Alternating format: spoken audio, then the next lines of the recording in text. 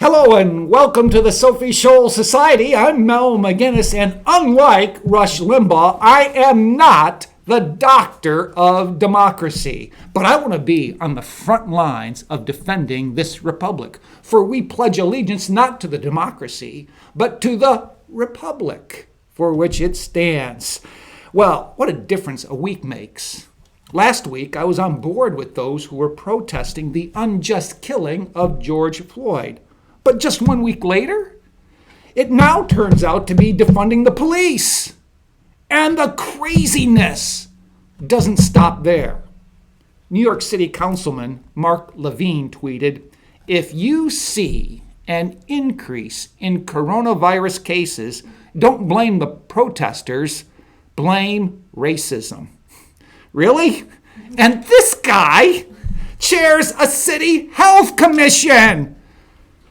It's not just him. As the Wall Street Journal pointed out, Democrat politicians can't explain why they let peaceful protesters and even rioters march in tight crowds in their streets, but continue to ban other gatherings and maintain strict lockdowns on the rest of the public.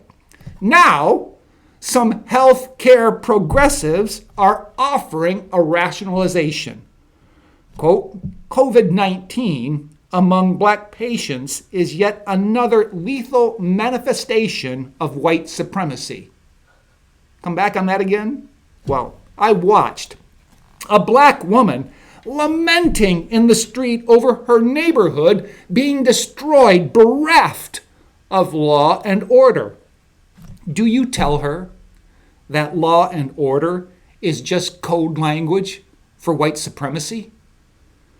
When a couple of people were washing off graffiti from a federal building, a driver pulled up and took offense. Driving off in disgust, the driver accused those of cleaning the wall guilty of white privilege. There's this sick new normal emerging, and it involves the freedom of speech. It goes to pro football quarterback Drew Brees bending to pressure and being forced to apologize for his opinion about disagreeing with people who show disrespect for the American flag. This sick new normal also attacked the coach of the Denver Broncos, who faced a firestorm of criticism for viewing football as a team sport where meritocracy earns the right to play. But he was pummeled into an apology because he himself had noticed racism in the NFL.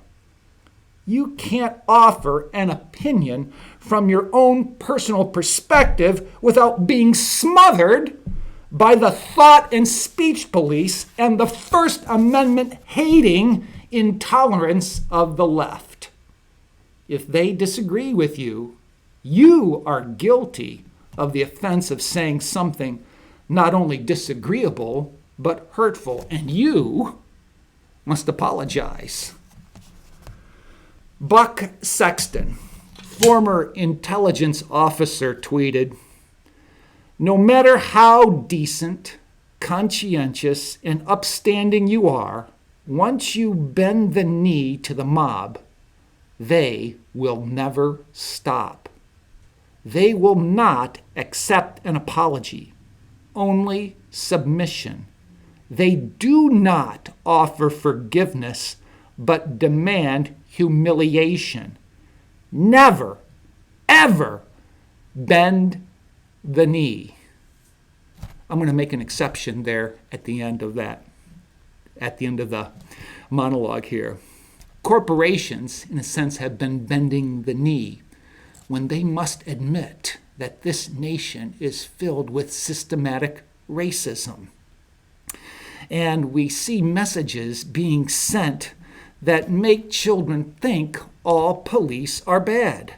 Stop associating the actions of one bad policeman as representative of the entire force. A headline about The Minneapolis Council taking steps to disband police includes a protester's sign saying, "The whole expletive system is guilty."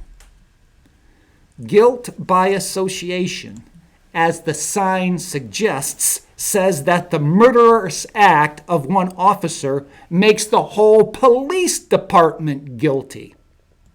Apply the same standard to the peaceful protesters and the murder of police officers, security guards, small businessmen, and millions in property damage to stores and war memorials disgustingly done by rioters, looters, and vandals makes the protesters and Black Lives Matter guilty. If you want to go the guilt by association route, it works both ways. Thinking of that, I just want you to consider a couple things that Dennis Prager has said.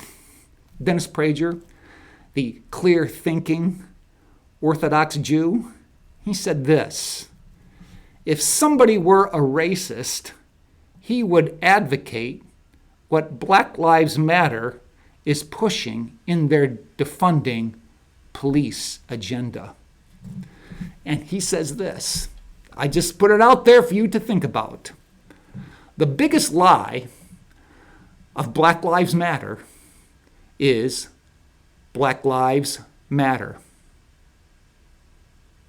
Just ask the unborn black children if Black lives matter.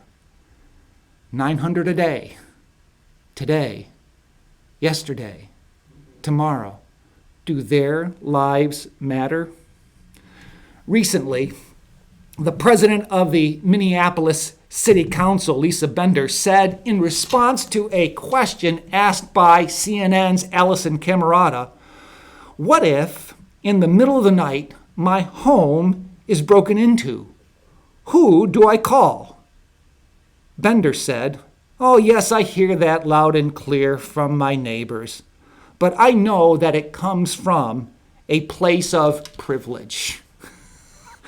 By the way, she wants the police defunded, and a 911 call to her is just a call of privilege, as if you're guilty and the intruder is not. This is the sick new normal from the left. I want no part of it, and I'll speak out against it. If Black Lives Matter, like Heather McDonald says, you fund the police. Now, Trooper O'Neill Sadler refused to bow the knee to Black Lives Matter at a rally in Hartwell, Georgia, just this past Sunday. This American of African descent said, "I have much respect, but I only kneel for one person, and that is God. That guy is a hero." I appreciate Trooper O'Neill Sadler. Well, come to the end, and unlike Tony Kornheiser of Pardon the Interruption, I cannot promise you that I'll do better the next time.